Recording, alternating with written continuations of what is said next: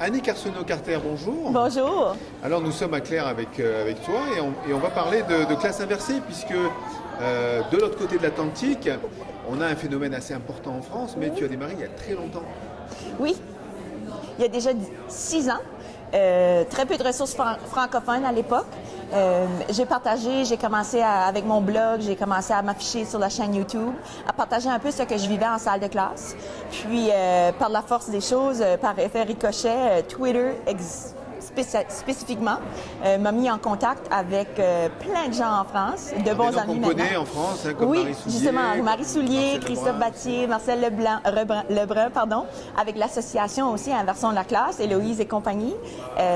J'ai réussi à créer de bons liens et on a quand même fait un gros travail pour promouvoir la classe inversée, qui d'ailleurs, la semaine prochaine, c'est la crise, hein, donc les différents Crise intervenants. 2018. Oui, justement.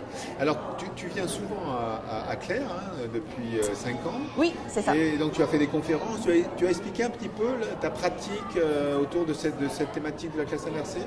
J'ai toujours voulu mieux intervenir en salle de classe, vraiment maximiser mon temps en classe pour faire la différenciation, pour vraiment m'asseoir avec les élèves qui ont besoin de moi, puis voir ce sont où leurs besoins. Ils sont à différents rythmes. Donc, les élèves qui étaient performants et forts devaient m'attendre. Je me disais, c'est du temps perdu. Je veux vraiment ne plus faire, comme qu'on dit, du face-à-face. Hein? On veut faire du côte-à-côte. Puis, c'est lentement que j'ai créé mes vidéos et j'ai vu leur utilité en salle de classe. Car mes élèves ne vont pas les écouter à la maison, vont le faire pendant le cours. Donc, moi, je me promène, je circule, puis je vais intervenir. Je vais faire l'enseignement explicite, du modelage, du 1 à 1 ou du 1 à 3, mais c'est un petit groupe spécifique, puis c'est immédiat, c'est là sur le coup. Alors tu parlais de différenciation tout à l'heure, c'est ça que tu recherchais avant tout? Oui. C'est pouvoir approcher une pédagogie différenciée parce que tu avais des niveaux de classe. On rappelle au Québec, donc tu interviens en 7e année. Oui. Hein, donc des enfants qui ont 13 ans. 12 ans, 13 ans, oui. Et donc des classes qui ne sont pas surchargées au Canada. On a des classes qui sont quand même relativement limitées en nombre d'élèves. Oui, cette année, j'ai 19 élèves. C'est une première, j'avoue. Moyenne 23-24.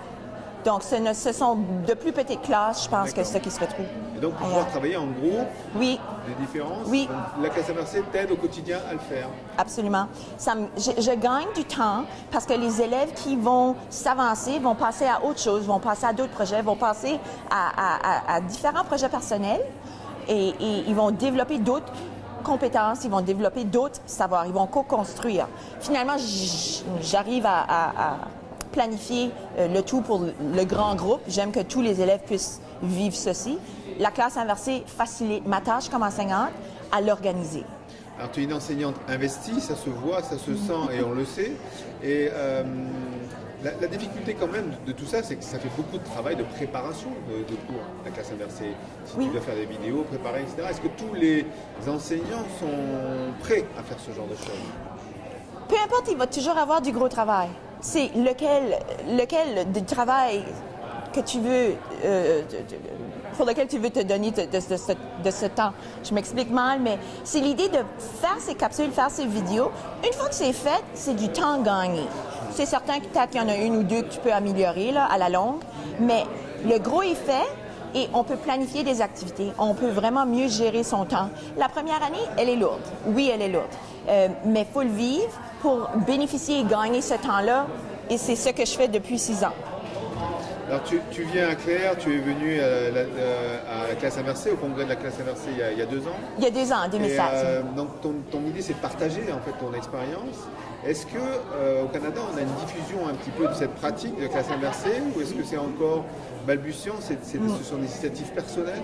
Oui, c'est encore isolé. On a encore ces enseignants qui vont partager sur leur blog, qui vont s'afficher sur YouTube. Il y en a d'autres, mais on ne les connaît moins parce que, bon, on n'entend pas parler d'eux. Donc, c'est une idée de partager ça, pas le boom au Canada comme ça en France.